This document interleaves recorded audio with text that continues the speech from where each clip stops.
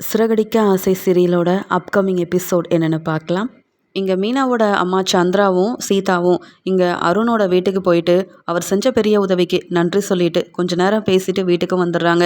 அப்போ தான் சீதாவோட அம்மா நினைக்கிறாங்க, இந்த அருண் தம்பி ரொம்ப நல்லவராக இருக்கிறாரு, நம்ம குடும்பத்துக்கு அவர் உதவி செய்யணுன்ற அவசியமே இல்லை, பேசுகிறதுக்கும் ரொம்ப பக்குவமாக ரொம்ப மரியாதையாக பேசுகிறாரு, நம்ம சீதாவுக்கு இந்த மாதிரியான ஒரு பையன் அமைஞ்சா ரொம்ப நல்லா இருக்குமே அப்படின்னு யோசிக்கிறாங்க. அந்த சமயம் மீனா சந்திராவை பார்க்க வீட்டுக்கு போகிறாங்க. சந்திரா ரொம்ப யோசனையாக இருக்கிறத மீனா கவனிக்கிறாங்க. அம்மா என்னம்மா எதை பற்றி யோசிக்கிறீங்க, நீங்கள் கடைக்கு கூட போகலையா அப்படின்னு கேட்க, இல்லைம்மா இப்போதான் அங்கே சத்யாவுக்கு உதவி செஞ்ச அந்த போலீஸ் அருணை பார்த்து பேசிட்டு வரும், அவங்க வீட்டுக்கு போயிட்டு வந்தோம், அவங்க எல்லாரும் ரொம்ப நல்லவங்களா இருக்கிறாங்க, அது மட்டும் இல்லாமல் அந்த தம்பிக்கும் இப்போ பொண்ணு தேடிட்டு இருக்காங்களாம், நாமளும் இந்த சீதாவுக்கு கல்யாண ஏற்பாடெல்லாம் செய்யணும்னு நினைக்கிறேன், இப்படிப்பட்ட ஒரு பையன் அமைஞ்சா நல்லா இருக்குமே நினச்சிட்டு இருக்கும்போது நீ வந்துட்ட அப்படின்னு சொல்லும்போது, சீதாவுக்கு பிடிச்சிருக்கா இல்லை சீதாவுக்கு என்ன விருப்பம்னு கேட்காம நம்மளா ஒரு முடிவெடுக்க முடியாதுல்லம்மா அப்படின்னு சொல்லிட்டு இருக்காங்க மீனா. அதுக்கு மீனாவோட அம்மாவும், நாம் சொன்னால் சீதா என்ன இப்போதைக்கு கல்யாணம் வேண்டாம் சொல்ல போகிறா, எல்லாமே சீக்கிரம் நல்லபடியாக அமையணுன்றது மட்டும்தான் என்னுடைய எண்ணம், நான் நினச்ச மாதிரி இப்போ சத்யாவும் படிப்பை முடிச்சிட்டான், ஒரு வேலை கிடச்சிட்டா அதுவே போதும், அதுக்கப்புறமா குடும்பத்தை சத்யா பார்த்துப்பான்னு சொல்லிட்டு இங்கே சீதாவுக்கு அவள் விருப்பப்பட்ட மாதிரியே கல்யாணத்தை செஞ்சு வைக்க வேண்டியதான் அப்படின்னு பேசிகிட்டு இருக்கும்போது வேலையெல்லாம் முடிச்சுட்டு சீதா வராங்க. சீதா கிட்ட இங்கே வந்து மீனா கேட்குறாங்க இந்த மாதிரி, ஆமாம் நீ அம்மாவை அங்கே அருணோட வீட்டுக்கு கூட்டிகிட்டு போனல, அம்மாவுக்கு அருணை தான் உனக்கு கல்யாணம் பண்ணி வைக்கணும்னு நினைக்கிறாங்க, ஆமாம் நீ யாரையோ நினச்சிட்டு இருக்கல, நீ யாரையோ விரும்புகிறல அப்படின்னு சொல்ல, அக்கா அம்மாவா அப்படி சொன்னாங்கன்னு கேட்கும்போது, ஆமாம் சீதா அப்படின்னு சொல்ல, நான் விரும்புகிறதே அந்த அருணை தான்க்கா, நீங்களும் மாமாவை மட்டும் அவரை போய் பார்த்து உங்களுக்கும் பிடிச்சிருச்சுன்னா அதுக்கப்புறமா இந்த கல்யாண ஏற்பாடை நீங்கள் செய்யலாம் அப்படின்னு ரொம்ப சந்தோஷமாக ஒத்துக்கிறாங்க. அப்படியா, கண்டிப்பாக இந்த விஷயத்த உன் மாமா கிட்ட சொல்லி நானும் உன் மாமாவும் கண்டிப்பாக போயிட்டு அந்த அருணை பார்த்து பேசுகிறோம், நீ அருணோட அம்மாவுக்கு ஹாஸ்பிட்டலில் இருக்கும்போது உதவி செஞ்ச, அதை விட நம்ம குடும்பத்துக்காக எவ்வளோ பெரிய உதவியை அந்த அருண் செஞ்சுருக்காரு, அவரால் தான் நம்ம தம்பி இப்போ படிப்பெல்லாம் முடிச்சுட்டு வேலைக்கும் முயற்சி செஞ்சிட்ருக்கான், கண்டிப்பாக இவனுக்கு ஒரு நல்ல வேலையும் கிடச்சிரும்ன்ற என் நம்பிக்கை எனக்கு இருக்குது, அது மட்டும் இல்லாமல் நீ இவரை தான் விரும்புகிறேன்னு முன்கூட்டியே என்கிட்ட சொல்லியிருக்கலாமே அப்படின்னு சொல்லும்போது, இப்போ அம்மாவே அருணை பார்த்து பேசினதுக்கப்புறமா இப்படி ஒரு மாப்பிள்ளை நம்ம வீட்டுக்கு வந்தால் நல்லா இருக்குமே நினைக்கிறாங்கல்ல, இதே நான் சொல்லியிருந்தா அவங்க ரொம்ப மனசு வேதனைப்பட்டிருப்பாங்க, அதுக்காக தாங்க இத்தனை நாள் காத்துட்ருந்தேன், நீயும் மாமாவும் கண்டிப்பாக அருணை பார்க்கணும் பேசணும், நீங்கள் எல்லாரும் சரின்னு சொல்லிட்டா எனக்கு இந்த கல்யாணத்தில் விருப்பம்தான் அப்படின்னு சொல்லிடுறாங்க.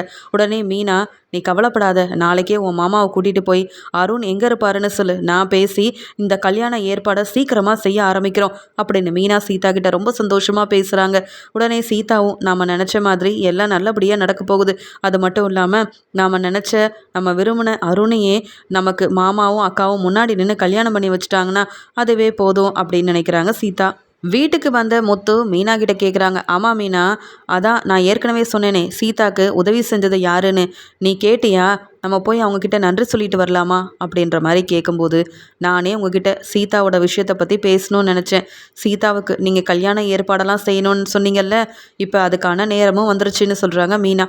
இதை கேட்ட உடனே முத்து, ஒன்றும் புரியலையே, உங்கள் அம்மா மாப்பிள்ளை பார்த்துருக்காங்களா என்ன அப்படின்னு கேட்கும்போது, அம்மா மாப்பிள்ளை பார்க்கலங்க, சீதாவே யாரையோ விரும்புகிறாளாம், ஒரு நல்ல முடிவு எடுத்திருக்காங்க, அது மட்டும் இல்லாமல் சீதாவுக்கு உதவி செஞ்ச ஒரு போலீஸ் இருக்கார், அவரை அம்மாவே வந்து சீதாவுக்கு கல்யாணம் பண்ணி வைக்கலாம் அப்படின்னு ஆசைப்பட்டாங்க, ஆனால் அவரை தான் சீதா விரும்புகிறாளாம், நாம் மட்டும் ஒரு முறை அவரை போய் பார்த்து பேசிட்டு வந்துட்டோன்னா அதுக்கப்புறமா கல்யாணம் ஏற்பாடை செஞ்சிடலாங்க, கண்டிப்பாக அந்த அருண் ரொம்ப நல்லவராக இருப்பார் போல், நமக்கும் பார்த்தா கண்டிப்பாக அந்த அருணை பிடிக்குங்க, நாளைக்கே போகலாமா அப்படின்னு சொல்கிறாங்க மீனா.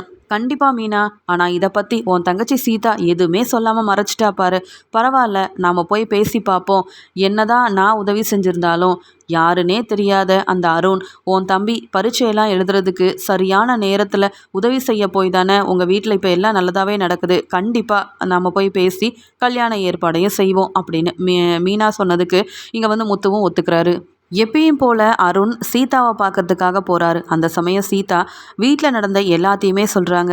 என் அம்மா அக்கான்னு எல்லாருமே உங்களை ரொம்ப நல்ல விதமாக யோசித்து உங்களை நான் கல்யாணம் பண்ணிக்கணும்னு ஆசைப்பட்றாங்க, சீக்கிரமாகவே இதை பற்றி உங்ககிட்ட வந்து என் அக்காவும் மாமாவும் பேசுவாங்க போல் அப்படின்ற மாதிரி சொல்ல, இதை கேட்டுட்டு ரொம்ப சந்தோஷப்படுறாரு அருண்.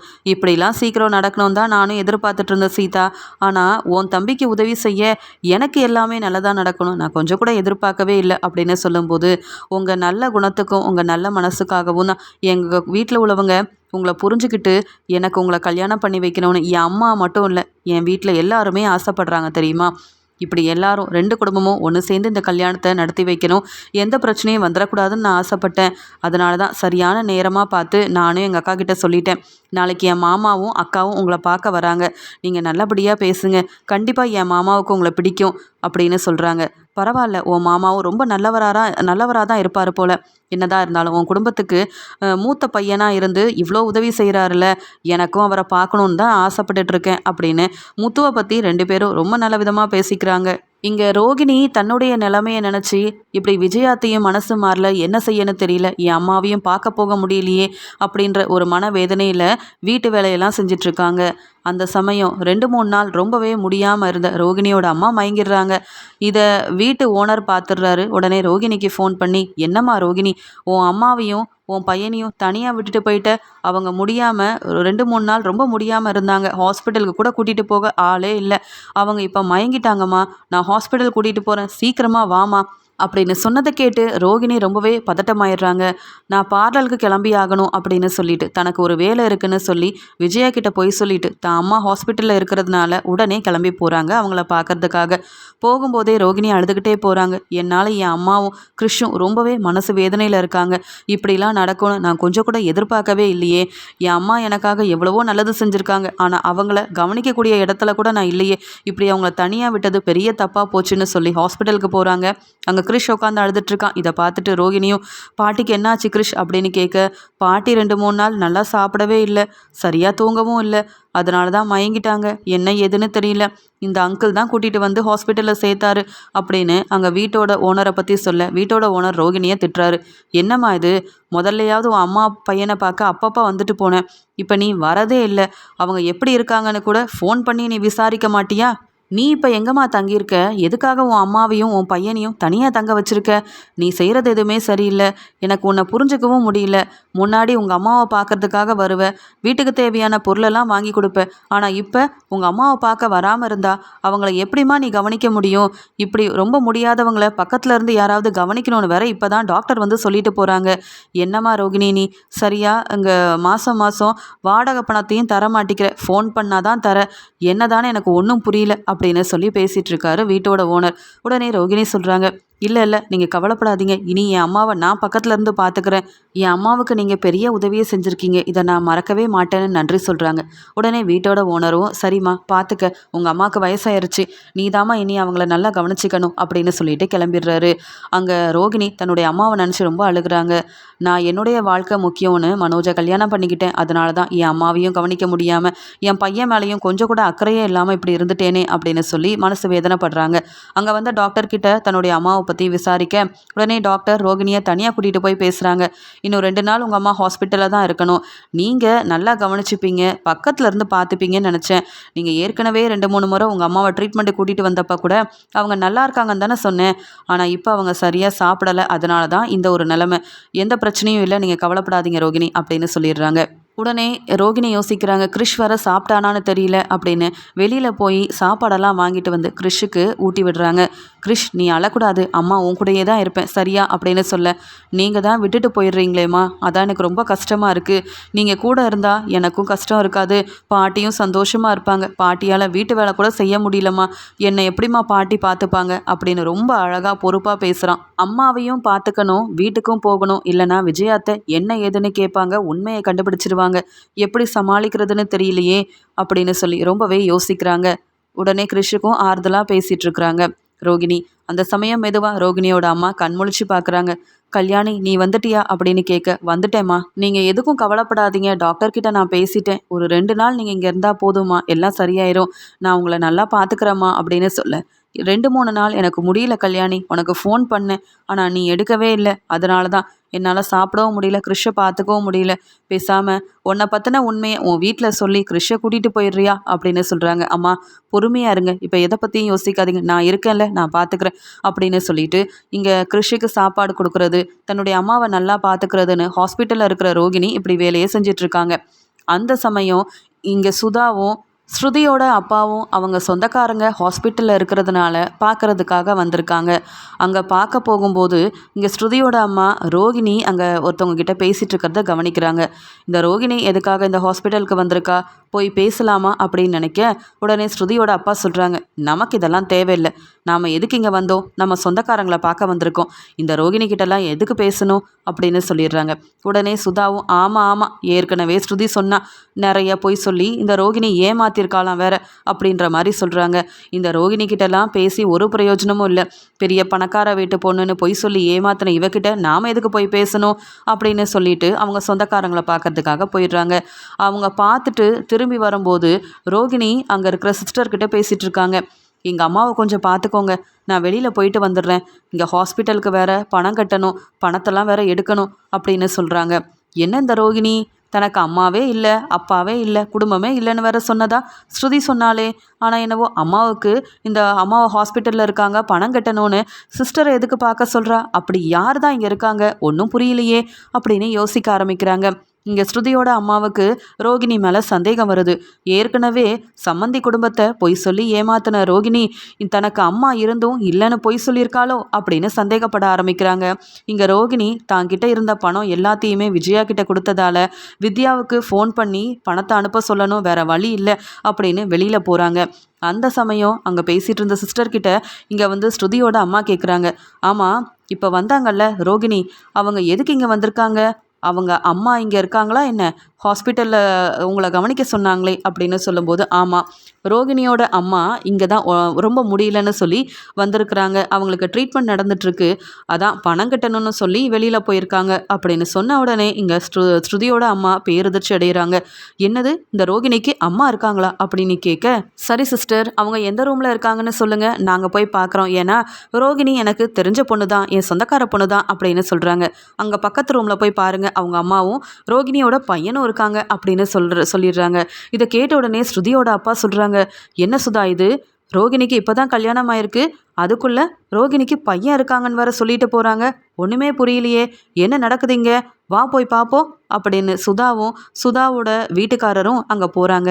அந்த ரூமில் போய் மெதுவாக ஸ்ருதியோட அம்மா சுதா பார்க்குறாங்க. கிறிஷோட அம்மாவும் இருக்கிறத கவனிக்கிறாங்க. இவங்க தான் ரோகிணியோட அம்மாவா, அப்படி தானே அந்த சிஸ்டர் சொல்லிட்டு போகிறாங்க, ஒன்றும் புரியலையே அப்படின்னு சொல்லி இங்கே கவனிக்கிறாங்க. அந்த சமயம் ரோகிணி வித்யாவுக்கு வந்து ஃபோன் பண்ணுறாங்க, அம்மா ரொம்ப முடியாமல் ஹாஸ்பிட்டலில் இருக்காங்க, எனக்கு கொஞ்சம் பணம் வேணும், சீக்கிரமாக அனுப்பி வை, அது மட்டும் இல்லை என்கிட்ட இருந்த எல்லா பணத்தையும் விஜயாத்தக்கிட்ட வேற கொடுத்துட்டேன், அதனால் ஹாஸ்பிட்டல் செலவுக்கு கூட பணம் இல்லாமல் நிற்கிறேன்னு சொல்ல, உடனே வித்யாவும் நீ கவலைப்படாத, நான் பணம் அனுப்பி வைக்கிறேன் அப்படின்னு சொல்லி அம்மாவை நல்லா பார்த்துக்கோ அப்படின்னு பேசுகிறாங்க. பணத்தையும் அனுப்பி வைக்கிறாங்க. அந்த பணத்தை எடுத்துகிட்டு வந்து ஹாஸ்பிட்டலில் கொடுத்துட்டு மறுபடியும் தான் அம்மாவை பார்க்கறதுக்காக அதே ரூமுக்கு போகிறாங்க.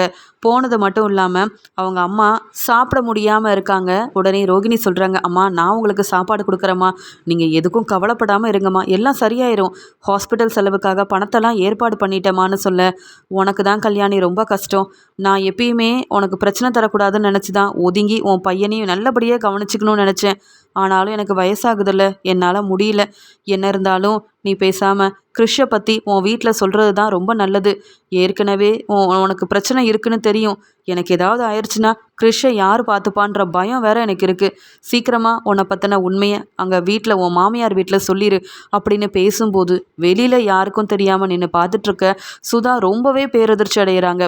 அப்போ அந்த ரோகிணிக்கு அம்மா இருக்காங்க, ஏற்கனவே கல்யாணமாகி ஒரு பையன் வேற இருக்கான், இது தெரியாத சம்மந்தி வேற இந்த ரோகிணி பெரிய பணக்கார வீட்டு பொண்ணுன்னு தலையில் தூக்கி வச்சு கொண்டாடினாங்க, இப்போ தான் அந்த பணமும் இல்லை ஒன்றும் இல்லைன்னு தெரிய வந்தது, அதுக்குள்ளே இது அம்மா இருக்கிற பிரச்சனை வேற எனக்கு தெரிஞ்சிருச்சே அப்படின்னு சொல்லி யோசிக்கிறாங்க.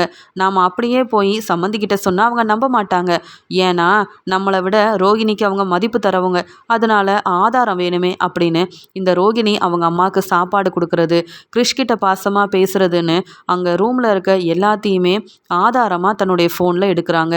இதை பார்த்துட்டு இருந்த வாசுதேவன் சுதா கிட்ட சொல்கிறாங்க, என்ன சுதா இதெல்லாம், நம்ம பொண்ணு வேற அந்த வீட்டில் மருமகளாக இருக்கா, ஆனால் இந்த ரோகிணி இவ்வளோ போய் சொல்லி ஏமாத்திட்டு இருக்கிறது அங்கே இருக்கிறவங்களுக்கு தெரியாமல் இருந்திருக்கே இத்தனை நாள் அப்படின்னு சொல்ல, தெரிய வச்சுருவோம், அதான் நம்மக்கிட்ட ஆதாரம் இருக்குல்ல, நீங்கள் வாங்க, நாம் சொந்தக்காரங்களாம் பார்த்துட்டோம், கிளம்புவோம், நல்ல வேலை இன்றைக்கி ஹாஸ்பிட்டலுக்கு வந்தோம், இல்லைனா இந்த உண்மை நம்மளுக்கு தெரிஞ்சிருக்காது, இந்த ரோகிணி சரியான ஆளுதாங்க அப்படின்னு சொல்லி பேசிக்கிட்டே சுதாவும் வாசுதேவனும் அங்கேருந்து கிளம்பிடுறாங்க. இங்கே ரோகிணி எப்படியும் நான் வீட்டுக்கு போகணும் இல்லைனா வசமாக மாட்டிப்பேன்னு சொல்லி தன்னுடைய ஃப்ரெண்டை வர வைக்கிறாங்க. வித்யா தன்னுடைய அம்மாவை பார்த்துக்கிறதுக்காக வித்யாவை ஹாஸ்பிட்டலில் விட்டுட்டு ரோகிணி பார்லருக்கு போயிட்டு வர மாதிரியே ரொம்ப சோகமாக வீட்டுக்கு வராங்க. வந்தவங்களால அங்கே வீட்டு வேலையும் செய்ய முடியல. என் பையனையும் என் அம்மாவையும் கவனிக்காமல் இருந்துட்டேனே, அதனால தான் என் அம்மா ஹாஸ்பிட்டலில் இருக்காங்க. பேசாமல் கிறிஷை பற்றின உண்மையை சொல்லிடுவோமா அப்படின்ற மாதிரி ஒரே யோசனையில் இருக்கிறாங்க. அந்த சமயம் மீனா சமைச்சிட்டு இருக்காங்க. உடனே ரோகிணியும், மீனா எனக்கு கொஞ்சம் சாப்பாடு தரீங்களா அப்படின்னு கேட்க, சரி ரோகிணி நீங்கள் சாப்பிடுங்க அப்படின்னு சொல்லும்போது அங்கே வந்த ஸ்ருதி சொல்கிறாங்க, ரோகிணி நீங்கள் தான் மீனா சமைக்கிறது சாப்பிடக்கூடாதுன்னு விஜயாத்தை சொல்லியிருக்கிறாங்கல்ல, அதான் நீங்கள் போய் சொல்லி ஏமாத்துனதுக்கு நீங்களே சமைச்சு சாப்பிடணும், உங்கள் வேலையை நீங்கள் தானே பார்த்துக்கணும்னு சொல்லியிருக்காங்க, அப்புறம் எதுக்காக மீனா சமைச்ச சாப்பாடை கேட்குறீங்க? எப்படியும் மீனா அவங்களுக்கு நல்லா சமைச்சு கொடுத்தாலும் அந்த அருமை புரியாமல் ஏதாவது சொல்லி அவங்கள அவமானப்படுத்துவீங்க. ஆனால் இப்போ புரியுதா மீனாவோட சமையல் எவ்வளோ நல்லா இருக்கும்னு? போங்க நீங்களே சமைச்சு சாப்பிடுங்கன்னு சொல்கிறாங்க. இதை கேட்ட ரோகிணி ரொம்ப கோவமாக, ஸ்ருதி நான் ஒன்றும் உங்களை சமைச்சு தர சொல்ல, மீனா கிட்ட தான் கேட்டுட்ருக்கேன், நீங்கள் எதுக்கு தலையிடுறீங்க? உங்கள் வேலையை பார்க்க மாட்டிங்களா? நீங்கள் ஏற்கனவே சொன்னேன், நீங்களும் உங்கள் அம்மாவும் எப்போ நான் அவமானப்பட்டாலும் அதை பார்த்து சந்தோஷப்படுறவங்கன்னு. உங்ககிட்ட நான் பேசவே இல்லை, உங்களை எனக்கு பார்த்தாலே பிடிக்கல ஸ்ருதி அப்படின்னு ரோகிணி சொல்லிட்டு இருக்கும்போதே அங்கே சுதாவும் வாசுதேவனும் ஆதாரத்தோடு வராங்க. பார்த்தீங்களா, நம்ம பொண்ணை நிற்க வச்சு அவமானப்படுத்துகிறா இந்த ரோகிணி, இதெல்லாம் சரியில்லைங்க. சமந்தி இங்கே வாங்க சமந்தி அப்படின்னு ரொம்ப கோவமாக சுதா கூப்பிடுறாங்க. பரவாயில்ல பணக்கார சமந்தி வந்திருக்காங்க அப்படின்னு இங்கே விஜயாவும் ரொம்ப சந்தோஷமாக வாங்க வாங்க அப்படின்னு உள்ளே கூப்பிடுறாங்க. என்னைக்கும் இல்லாமல் வாசுதேவன் வர வந்திருக்காரு, வாங்க சமந்தி உங்கள் பொண்ணை பார்க்க வந்தீங்களா அப்படின்னு வீட்டில் உள்ள எல்லாரையும் கூப்பிடுறாங்க. இங்கே ஸ்ருதியும் அவங்க அம்மா கிட்ட, என்னம்மா அப்பா திடீர்னு வந்திருக்காங்க, வாங்கம்மா நான் வேணா ஜூஸ் கொடுக்கட்டுமா அப்படின்னு சொல்ல, ஒன்றும் வேண்டாம். ஆமாம் இந்த ரோகிணி என்ன உங்ககிட்ட ரொம்ப திமிரா பேசிகிட்டு இருந்தா, நீயும் பதில் பேசாமல் நிற்கிற அப்படின்னு கேட்க, அது ஒன்றும் இல்லைம்மா, இந்த ரோகிணி பொய் சொல்லி ஏமாத்திருக்காங்க, குடும்பத்தையே நம்ப வச்சு ஏமாற்றி மனோஜை கல்யாணம் பண்ணியிருக்காங்க. இவங்க சொன்னது எல்லாமே பொய். இவங்க பெரிய பணக்கார வீட்டு பொண்ணு இல்லைன்னு தெரிஞ்ச உடனே இனி இவங்க வேலையை அவங்களே பார்த்துக்கணும் அப்படின்னு விஜயாத்தை சொன்னாங்க. அதான் மீனா கிட்ட இனிமேல் சமைச்சு கொடுக்க சொல்லாதீங்கன்னு சொல்லிட்டு இருந்தேன். அதுக்கு ரோகிணி எப்பயும் போல் கோவப்படுறாங்க. பரவாயில்லம்மா இதை நான் பார்த்துக்கிறேன்னு சொல்ல, அது எப்படி, நீ உண்மையான பணக்கார வீட்டு பொண்ணு, ஆனால் இந்த ரோகிணி பொய் சொல்லி தானே ஏமாத்துனா, அவளுக்கு என்ன இவ்வளோ திமிரு, என்ன சம்மந்தி இது, பார்த்துட்டு நீங்களும் சும்மா இருக்கீங்க அப்படின்னு கேட்க, ரோகிணி என்ன செஞ்ச, மறுபடியும் பிரச்சனையா அப்படின்னு கேட்க, உடனே ரோகிணி சொல்கிறாங்க, இல்லை இல்லை நான் எதுவும் சொல்லலை அப்படின்னு சமாளிக்கும்போது, ஆமாம் ரோகிணி நீ பொய் சொல்லி ஏமாத்திட்டு இருக்கியே, இதுதான் உனக்கு வேலையா அப்படின்னு கேட்க, என்ன சொல்கிறீங்க, இதே தான் உங்கள் பொண்ணும் கேட்டு என்னை எப்பயுமே அவமானப்படுத்துகிறா, உங்களுக்கும் உங்கள் பொண்ணுக்கும் வேறு வேலையே இல்லையா அப்படின்னு வீட்டுக்கு வந்த சுதாவை கேள்வி கேட்குறாங்க ரோகிணி. உடனே அண்ணாமலையும், சம்மந்தி நீங்கள் உங்கள் பொண்ணை பார்க்க வந்தால் பார்த்துட்டு போங்க, அதை விட்டுட்டு எதுக்கு ரோகிணி கிட்ட முடிஞ்சதை பற்றி பேசுகிறீங்க அப்படின்னு கேட்க, அப்படி எந்த பிரச்சனையும் முடியலையே சம்மந்தி, இன்னும் தான் இந்த ரோகிணி உங்களை ஏமாத்திட்டு இருக்கா, இன்னைக்கு கூட அவள் பார்லருக்கு போகிறேன்னு சொல்லிட்டு யாரை பார்த்துட்டு வந்தான்னு உங்கள் எல்லாருக்கும் தெரியுமா அப்படின்னு கேட்குறாங்க. உடனே விஜயா மெதுவாக ரோகிணியை பார்க்குறாங்க. என்ன ரோகிணி பார்லருக்கு தானே போனேன், ஏதோ சம்பாதிச்சுட்டு வந்தேன்னு பணத்தெல்லாம் கொடுத்தியே, அதையும் நான் நம்பினேனே, வேற எங்கேயாவது போனியா அப்படின்னு கேட்குறாங்க. அத்தை இல்லை அத்தை, அப்படி நான் போனாதான் சொல்லிடுவேனே அப்படின்னு சொல்கிறாங்க. ஏன் ரோகிணி நீ தான் ஹாஸ்பிட்டலுக்கு போனியே, உங்கள் அம்மாவை நீ தானே பக்கத்தில் இருந்து கவனிச்சுக்கிட்ட அப்படின்னு சொல்ல, உடனே விஜயா சொல்கிறாங்க, என்ன சம்மந்தி சொல்கிறீங்க, ரோகிணிக்கு அம்மாவா, ஏதோ என்னதான் அம்மானு பார்க்குற மாதிரிலாம் சொல்லிட்டு இருந்தா, அப்போ ரோகிணிக்கு அம்மா இருக்காங்களா அப்படின்னு கேட்க, அம்மா மட்டுமா இருக்காங்க, ரோகிணிக்கு ஏற்கனவே கல்யாணமாகி ஒரு பையன் வேற இருக்கான், இதெல்லாம் உங்களுக்கு தெரியுமா அப்படின்னு சுதா கேட்ட உடனே வீட்டில் உள்ள எல்லாரும் பேரதிர்ச்சியோட பார்க்குறாங்க. உடனே வாசுதேவன் சொல்கிறாரு, இப்படி பொய்க்கு மேலே பொய் சொல்லிட்டு இருக்க இந்த ரோகிணி ஏன் பொண்ணை அவமானப்படுத்தி பேசினா, இதெல்லாம் பார்த்துட்டு நாங்கள் சும்மா இருக்க முடியாது, இங்கே ஸ்ருதிக்குன்னு எவ்வளோ வசதியான வீடெல்லாம் இருக்குது, அதை விட்டுட்டு உங்கள் குடும்பத்தில் நல்ல ஒத்துமையாக இருக்கணுன்றதுக்காக தான் என் பொண்ணு இங்கே வந்திருக்கா, ஆனால் பொய் சொல்கிற ரோகிணிக்கு இருக்கிற மரியாதை கூட ஸ்ருதிக்கு இல்லையே அப்படின்னு கேட்க, உடனே அண்ணாமலை, இல்லை இல்லை பொறுமையாக இருங்க, எங்களுக்கு நீங்கள் சொல்கிறது எதுவுமே புரியல, ரோகிணிக்கு அம்மா இருக்காங்கன்னு சொல்கிறீங்க, ரோகிணிக்கு ஏற்கனவே கல்யாணம் ஆயிடுச்சுன்னு சொல்கிறீங்க, இதெல்லாம் உங்களுக்கு எப்படி தெரியும், நீங்கள் பார்த்தீங்களா இல்லை உண்மை ஏதுன்னு விசாரிச்சிங்களா அப்படின்னு சொல்லி கேட்க, யாரும் பதட்டமாக பார்க்காதீங்க, உண்மை என்னன்னு சொன்னால் நம்ப மாட்டீங்கன்னு தெரியும், ஆதாரத்தோடு தான் வந்திருக்கேன், என்ன ரோகிணி இவ்வளோ நேரம் ரொம்ப பேசிகிட்டு இருந்த, இப்போ என்ன அமைதியாக இருக்க, உன்னை பற்றின உண்மையை ஆதாரத்தோடு சொல்கிறதுக்காக தான் வந்தேன், நீயும் பார்க்குறியா அந்த ஆதாரத்தை அப்படின்னு சுதா கேட்ட உடனே ரோகிணி பதில் பேச முடியாமல் திரு திருன்னு முழிக்கிறாங்க. அம்மா கூட நம்ம ஹாஸ்பிட்டலில் இருந்ததை இவங்க பார்த்துருக்காங்க. அதனால தான் ரொம்ப தைரியமாக வந்து என்னை பற்றின உண்மையை சொல்கிறாங்க. இதுக்கு தான் அம்மா ஏற்கனவே சொன்னாங்க, கிறிஷை பற்றி நீ ஏன் சம்மந்திக்கிட்ட உண்மையை சொல்லிடுன்னு. ஆனால் இப்போ இவங்க இதெல்லாம் சொன்னால் நான் ரொம்ப அவமானப்பட்டு நிற்கணுமே அப்படின்னு சொல்லி சுதா கிட்ட சொல்கிறாங்க. நீங்கள் தேவையில்லாமல் பிரச்சனை செய்கிறீங்க. என்னை பற்றின உண்மை வேறு எதுவுமே இல்லை. நான் உண்மையை மறைக்க மாட்டேன்னு சத்தியம் பண்ணியிருக்கேன். நீங்கள் பேசாமல் இங்கேருந்து கிளம்புங்க. இல்லை உங்கள் பொண்ணை பார்க்க வந்தீங்கன்னா பொண்ணை மட்டும் பாருங்கள். எதுக்காக என்னை பற்றி சொல்லி என்ன அவமானப்படுத்தணும், என்ன மாட்டி விடணும்னு நினைக்கிறீங்க அப்படின்னு கேள்வி கேட்க உடனே வாசுதேவன் சொல்கிறாரு, என்னம்மா ரோகிணி ரொம்ப பேசுகிற, ஆதாரத்தை காமிக்கிறோன்னு சொன்ன உடனே ஏம்மா இவ்வளோ பதட்டமாக இருக்க? உன் மேலே தப்பு இல்லைன்னா தைரியமாக இருக்க வேண்டியதானே? உனக்கு அம்மா இருக்காங்களா இல்லையா அப்படின்னு கேட்க, எனக்கு அம்மாவும் இல்லை அப்பாவும் இல்லை.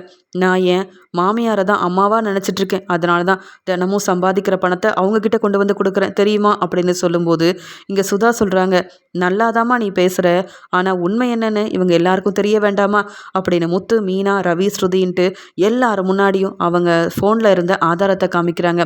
இங்கே ரோகிணி அவங்க அம்மா கூட ஹாஸ்பிட்டலில் இருக்கும்போது பேசினது, சாப்பாடு கொடுத்ததுன்னு எல்லாத்தையுமே பார்க்குறாங்க. கிறிஷ் கூட பேசினதுன்னு எல்லாமே ரொம்ப தெளிவாக தெரியுது. இங்கே கிறிஷ் தான் இங்கே ரோகிணியோட பையன், கிறிஷோட பாட்டி தான் ரோகிணியோட அம்மான்றதை புரிஞ்சுக்கிறாங்க. இதை பார்த்த அண்ணாமலை, போதுமா ரோகிணி, இதுக்கு மேலே இந்த உண்மையை நாங்கள் தெரிஞ்சுக்கிட்டோன்னு ஏதாவது பொய் சொல்லி சமாளிக்கலான்னு பார்த்தேன். அப்புறம் நான் பார்த்துட்டு சும்மா இருக்க மாட்டேன். சம்மந்தி ஏதோ தெரியாமல் வந்து பேசுகிறாங்கன்னு தான் இவ்வளோ நேரம் நானும் பார்த்துட்டு இருந்தேன். அவங்க தான் ஆதாரத்தோடு கொண்டு வந்து காமிக்கிறாங்களே, இதுக்கு மேலேயும் நீ பேசுகிறதுக்கோ இல்லை இது நான் இல்லை அப்படின்னு நீ சொல்கிறதுக்கோ எந்த வாய்ப்புமே இல்லை. மனோஜ், இதெல்லாம் உனக்கு தெரியுமான்னு கேட்க, அப்பா உண்மையாகவே இதெல்லாம் எனக்கு தெரியாதுப்பா. அன்னைக்கு கூட ரோகிணி பணக்கார வீட்டு பொண்ணு இல்லைன்னு எனக்கு தெரியும்னு நான் பொய் தான்ப்பா சொன்னேன். உண்மையாகவே அன்னைக்கு தான் தெரியும் அந்த ரோகிணியோட மலேசியா மாமான்னு ஒருத்தர் வந்திருக்காரு. அது ரோகிணி சொன்னது எல்லாமே பொய்ன்னு. இந்த ரோகிணிக்கு ஏற்கனவே கல்யாணம் ஆனது, அம்மா இருக்காங்கன்றது எதுவுமே எனக்கு தெரியாதுப்பா. ஆனால் முத்து, மீனா எத்தனையோ முறை அந்த கிறிஷையும் கிறிஷோட பாட்டியும் நம்ம வீடு கூட்டிகிட்டு வந்தப்போ கூட இவங்க யாருன்னே தெரியாதுன்னு தானப்பா சொல்லி சமாளிச்சா. ரோகிணி மட்டும் பொய் சொல்லல, அவங்க அம்மாவும் தான் எல்லாம் தெரிஞ்சிருந்தும் பொய் சொல்லி ஏமாத்திருக்காங்கப்பா அப்படின்னு மனோஜ் வந்து சொல்கிறாரு. இதை கேட்டுட்டு முத்து சொல்கிறாங்க, என்ன மீனா இதெல்லாம், அந்த பார்லலம்மா இப்படியா ஏமாத்துவாங்க? இந்த ஸ்ருதியோட அம்மா அப்பா வந்திருக்கிறத நினைக்கும் போதே நினச்சேன் இவங்க ஏதோ உண்மையை சொல்ல தான் வந்திருக்காங்கன்னு. அது மட்டும் இல்லாமல் எப்பயும் இந்த ஸ்ருதியோட அம்மா வந்தால் வீட்டில் பிரச்சனை செஞ்சுட்டு போவாங்க. ஆனால் இன்னைக்கு ரோகிணியை பற்றி தெளிவாக ஆதாரத்தோடு வந்திருக்காங்க. இன்னைக்கு தான் ஒரு நல்ல விஷயம் பண்ணியிருக்காங்க ஸ்ருதியோட அம்மா அப்படின்னு சொல்கிறாரு. இங்கே ரோகிணி கண் கலங்கி நிற்கிறாங்க. அத்தை, நான் வேணும்னே இந்த உண்மையை மறைக்கலன்னு சொல்ல, அப்போ எதுக்காக உண்மையை மறைச்ச? நீ வேணும்னே எங்கள் குடும்பத்தை ஏமாற்றணுன்றதுக்காகவும் மனோஜோட வாழ்க்கையில் பிரச்சனை செய்கிறதுக்காகவும் தான் இப்படி கல்யாணமான விஷயத்த மறைச்சிருக்க. உனக்கு தான் பையன் இருக்கான்ல, அப்புறம் எதுக்கு மனோஜோட வாழ்க்கையில் நீ வந்த அப்படின்னு சொல்லி பலார்னு வெளுத்து வாங்குறாங்க. உடனே வாசுதேவன் சொல்கிறாரு, என்ன சம்மந்தி இதெல்லாம்? உங்கள் மருமக, அதுவும் ரொம்ப நல்ல மருமகன் தலையில் தூக்கி வச்சு கொண்டாடினீங்களே அந்த ரோகிணி இவ்வளோ பொய் சொல்லியிருக்கா? இது வரைக்கும் உங்களுக்கு இதெல்லாம் தெரியாதா? ஏமா ஸ்ருதி, இப்படிப்பட்ட குடும்பத்தில் நீ மருமகளாக இருக்கணும்னு என்னம்மா அவசியம்? உனக்காக நம்ம வீட்டில் எவ்வளோ வசதியெல்லாம் செஞ்சு கொடுத்தேன். பேசாமல் நீ மாப்பிள்ளையை கூட்டிகிட்டு நம்ம வீட்டுக்கு வந்துருமா, அங்கே சந்தோஷமாக இரு. ஒன்று முத்துவால் இந்த வீட்டில் பிரச்சனை வருது, இல்லைனா ரோகிணி பொய் சொல்லி ஏமாத்திட்டான்னு எப்போ பார்த்தாலும் இந்த வீட்டில் பிரச்சனை வந்துக்கிட்டே இருக்குது. இதெல்லாம் நீ பார்த்துட்டு எப்படிமா சந்தோஷமாக ரவி கூட இந்த வீட்டில் வாழ முடியும்? நீ நம்ம வீட்டுக்கு வந்துட்டேன்னா ரவிக்குன்னு பெரிய ரெஸ்டாரண்ட் ஆரம்பித்து தரேன், நீ சந்தோஷமாக 2 பேரும் அங்கே இருக்கலாம் அப்படின்னு சொல்கிறாங்க. அதுக்கூடனே ஸ்ருதியும், என்னப்பா இது, நான் ஒரு குடும்பத்தில் இருக்கேன், பிரச்சனை வரதெல்லாம் சரிதான், அதெல்லாம் நாங்கள் சமாளிக்கணுமே தவிர்த்து பிரச்சனை வருதுன்னு பயந்துட்டு அம்மா வீட்டில் வந்து எத்தனை நாள் இருக்க முடியும்? நீங்கள் உண்மையை சொல்லிட்டீங்க, நீங்கள் 2 பேரும் கிளம்புங்க. இதுதான் என்னுடைய வீடு. இங்கே பிரச்சனை செஞ்சது ரோகிணி, முடிவெடுக்க வேண்டியது மனோஜும் விஜய் அத்தையும். மற்றபடி நான் பார்த்துக்கிறேன். நான் ரவி கூட இந்த வீட்டில் சந்தோஷமாக தான் இருக்கேன். இங்கே பிரச்சனை நடக்குதுன்னு நீங்கள் 2 பேரும் உட்காந்து சந்தோஷப்பட்டுட்டு இருக்காதீங்க. உண்மையை சொல்லிட்டீங்கல்ல, உங்கள் வேலை முடிஞ்சது, நீங்கள் கிளம்புங்கன்னு சொல்லிடுறாங்க. உடனே ஸ்ருதி ரொம்ப கோவமாக ரோகிணி கிட்ட சொல்கிறாங்க, என் பொண்ணை அவமானப்படுத்தி பேசணும்னு நினச்ச, அப்புறம் பார்த்துட்டு சும்மா இருக்க மாட்டேன். இவ்வளோ பொய் சொல்லி ஏமாத்துறேன், நீ எல்லாம் ஒரு மருமகன் இந்த வீட்டில் இருக்க பார்த்தியா? உன்னை சொல்லணும் முதல்ல. சம்மந்தி பார்த்துக்கோங்க, என் பொண்ணை நல்லா பார்த்துக்கோங்கன்னு சொல்லிட்டு உண்மை எல்லாத்தையும் தெளிவாக புரிய வச்சுட்டு சுதாவும் வாசுதேவனும் அங்கேருந்து கிளம்பிடுறாங்க. உடனே ஸ்ருதி சொல்கிறாங்க, என்ன ரோகிணி இப்போ பதில் பேசாமல் தலை குனிஞ்சு நிற்கிறீங்க? ஏதோ மீனா கிட்ட சாப்பாடு கேட்டதுக்கு ஏதோ சொல்லிட்டேன்னு அந்த பேச்சு பேசுனீங்க, என்னையும் என் அம்மாவையும் வர திட்டினீங்க. இப்போ பேசுங்க, தலை குனிஞ்சு நிற்கிறீங்க. இப்படி பொய் சொல்லி ஏமாத்த நீங்கள் தான் அசிங்கப்பட்டு நிற்கணும், அவமானப்பட்டு நிற்கணும். ஆனால் நீங்கள் பார்க்குற எல்லாத்தையும் அவமானப்படுத்தணும்னு நினைப்பீங்க. என்கிட்டலாம் பேச முதல்ல உங்களுக்கு தகுதி இருக்கா? அம்மா இருக்கும்போதே அம்மா இல்லைன்னு பொய் சொல்கிறது, ஏற்கனவே கல்யாணமான உண்மையை மறைக்கிறது, உங்கள் பையன் கிறிஷோட வாழ்க்கையை பற்றி யோசிக்காமல் மனோஜை கல்யாணம் பண்ணிக்கிட்டு சந்தோஷமாக வாழணும்னு நினச்ச நீங்கள் தான் ரோகிணி அவமானப்படணும். என்கிட்டலாம் எதிர்த்து பேசுனீங்க. நான் மீனா மாதிரி பொறுமையாக இருக்க மாட்டேன். மரியாதையே இருக்காது உங்களுக்கு, பார்த்துக்கோங்க. செய்கிற தப்பெல்லாம் செஞ்சுட்டு அடுத்தவங்கள தப்பு சொல்கிறது, அடுத்தவங்கள ஏளனமாக பேசுகிறது இந்த ரோகிணிக்கு வேலையாக போச்சு அப்படின்னு சொல்கிறாங்க. இதை கேட்ட விஜயாவால் தாங்க முடியல. சம்மந்தி முன்னாடி இப்படி அவமானப்படுத்திட்டாளே, உனக்கு அம்மா இருக்கும்போதே எதுக்கு அம்மா இல்லைன்னு போய் சொன்னேன், மனோஜோட வாழ்க்கையில் பிரச்சனை செய்ய தான் இந்த வீட்டுக்கு மருமகளாக வந்தியா அப்படின்னு கேட்டு எல்லாரும் முன்னாடி ரோகிணியை பலார்னு வெளுத்து வாங்குறாங்க. உடனே ரோகிணியும், என் அம்மா ஹாஸ்பிட்டலில் இருக்காங்க, அவங்கள பார்க்கறதுக்காக போனேன், அந்த சமயம் இவங்க என்னை பார்த்ததே தெரியாது, எனக்கு உண்மையாகவே கல்யாணம் ஆகி பையன் வேற இருக்கான், அதான் முத்துவும் மீனாவும் கூட்டிகிட்டு வருவாங்கல்ல, அவங்க என் அம்மா தான், அந்த பையன் தான் என்னுடைய பையன் அப்படின்ற உண்மையை சொல்லிடுறாங்க. இதை தாங்கிக்க முடியாத அண்ணாமலை மட்டும் இல்லாமல் வீட்டில் உள்ள எல்லாருமே பேரதிர்ச்சியோடு பார்த்துட்ருக்காங்க. இங்கே விஜயா இதில் என்ன முடிவெடுக்க போகிறாங்களோ தெரியலையே அப்படின்ற மாதிரி முத்துவும் மீனாவும் பார்த்துட்டே இருக்க மனோஜ் ரொம்பவே மனசு வேதனையில் அழுகிறாரு. ரோகிணி கிட்ட நான் பொய் சொல்லி ஏமாத்தலை, ஆனால் இவ சொன்னது எல்லாமே பொய்யால இருக்குது, இந்த ரோகிணியை நம்பி நான் எப்படி வாழ முடியும், என்னுடைய வாழ்க்கையவே ஒன்றும் இல்லாமல் செஞ்சுட்டாலே. இப்போ இந்த ஸ்ருதியோட அம்மா ஆதாரத்தோடு வந்து உண்மை என்னன்னு தெளிவாக சொல்லிட்டு போயிட்டாங்க. அப்படி இல்லைனா இன்னும் இந்த ரோகிணியை நம்பி தானே நம்ம ஏமாந்து போய் நின்றுப்போம். இனி இந்த ரோகிணி கூட நான் வாழவே கூடாது, அம்மா என்ன முடிவெடுக்க போகிறாங்களோ தெரியலையே அப்படின்னு ரொம்ப மனசு வேதனைப்பட்டு இருக்காரு மனோஜ். விஜயா அத்தைக்கும் மனோஜுக்கும் என்னை பற்றின எல்லா உண்மையும் தெரிஞ்சிருச்சு. இப்போ நான் இந்த வீட்டில் இருக்கணும்னு சொல்ல போகிறாங்களா இல்லை வீட்டை விட்டு வெளியில் அனுப்ப போகிறாங்களா தெரியல, என்ன முடிவெடுக்க போகிறாங்களோ தெரியலையே விஜயா அத்தை அப்படின்ற மாதிரி அழுதுகிட்டே நிற்கிறாங்க ரோகிணி. இங்கே ரவி, ஸ்ருதி, மீனா, முத்துன்னு சந்தேகப்பட்டது சரியாக போச்சு. இந்த ரோகிணி இப்படி ஏமாத்துவாங்கன்னு நினைக்கவே இல்லை. இப்படி நம்ம குடும்பத்தையே நம்ப வச்சு ஏமாத்தின ரோகிணியை இனியும் மன்னிக்காம அம்மா சரியான முடிவெடுத்தா நல்லா இருக்கும் அப்படின்னு முத்து யோசிக்கிறாரு.